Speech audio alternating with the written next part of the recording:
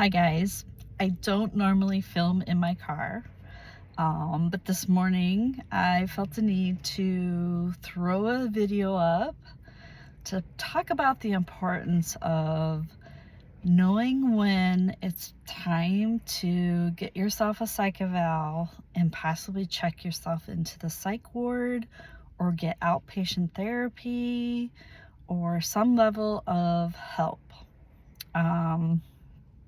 So I'm going to use both personal experience and what I know from other people's experience. I am not a doctor, but as you know from previous videos, I have bipolar, I suffer from depression, I have post-traumatic stress disorder, I suffer from really bad anxiety, amongst some other things.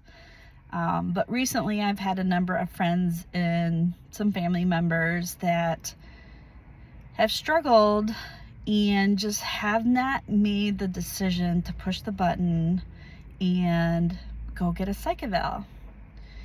And the reason why I think it's important to go get a psych evaluation is because the professionals can tell you whether or not you need to be admitted, whether that's to get yourself regulated to do extreme medication changes, which is a safe environment to do that inpatient.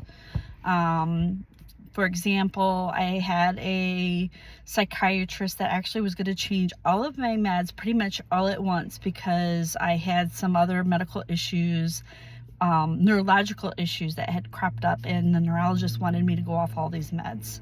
And the psychiatrist said, we really should do these changes inpatient. And that was to avoid having a psychotic episode outside of an environment where I could either hurt myself or hurt others. So that's one reason. Another reason is you're suffering depression to a point of that you're not functioning. Life has absolutely no joy or no hope.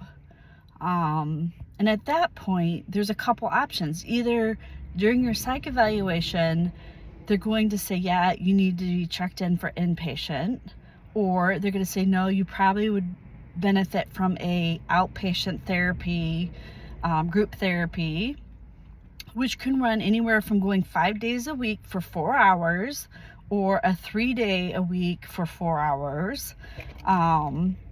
And I have benefited, I think, more from outpatient therapies. I've done it twice. The second time around, I think, is where I really learned a lot.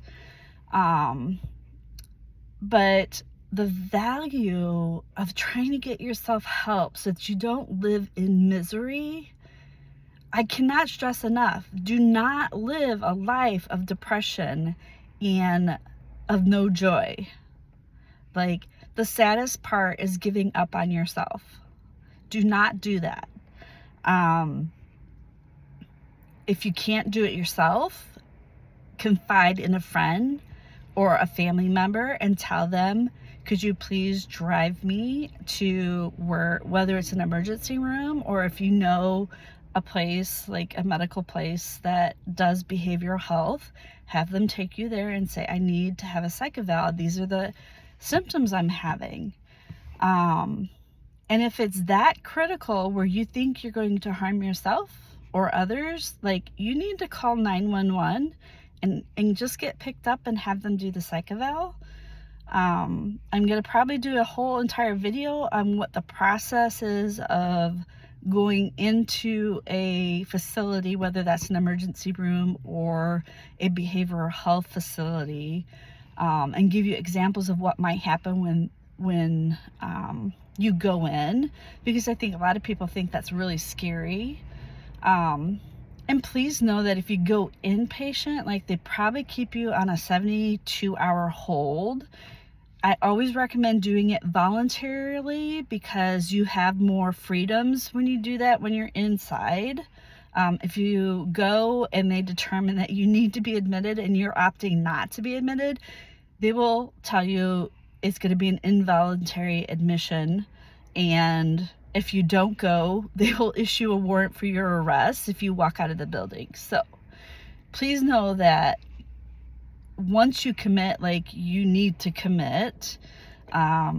But know that you're in a safe place. Like, if you go into inpatient, they're going to do some drastic changes in your medications, and that's a safe place to do it, where you can avoid having a psychotic episode like I mentioned earlier, and not being in a place where you can be surrounded by medical professionals.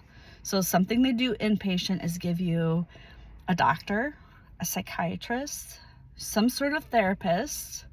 They usually give you a social worker, and then there are like floor staff that circulate, and I can't remember what their titles are, but they're like behavioral therapists that kind of check in with you. And then there's group therapy during the day. Highly recommend participating, because that's your way out. The more you participate and learn different coping mechanisms, the better off you'll be. But please don't live in that, as I mentioned in my first video, like, don't sit in your own shit. Like, you need to figure out how to get out of it. And if you can't, then tell somebody you need help, and tell them you need to go. And it's okay to say, I need a drive, drive me there. I need a lift. So I'm going to be posting this video. It'll be probably a very short video. I can't stress enough the importance of getting yourself the care that you need. It's not unicorns and rainbows when you get there, whether it's inpatient or outpatient. You're going to be dealing with a lot of hard, difficult things, whether it's past trauma, chemical imbalances. You're going to be talking about things that you don't want to talk about. But know that there is a plan that will happen, like, over the course of several months. Like, they will put a plan in place to get you the help that you need, and they'll make sure that you have appointments scheduled before you leave. So just ask that if you're hurting or think that you're way off, like, just go do it, please. I really recommend it. Like I said, my message to everybody is always find something for yourself every day to make yourself better or care for yourself. And this is one of the big ways to take care of yourself. Like, there's no shame in it. Like, it takes a strong person to say, hey, I need help and I need to be admitted. It'd be no different if you broke your bone and needed to have a brace put on it, and by the way, you had to have pins in your knees and you spent some time in the hospital. It is no big deal. Okay? Seriously. Go get some help. Take care.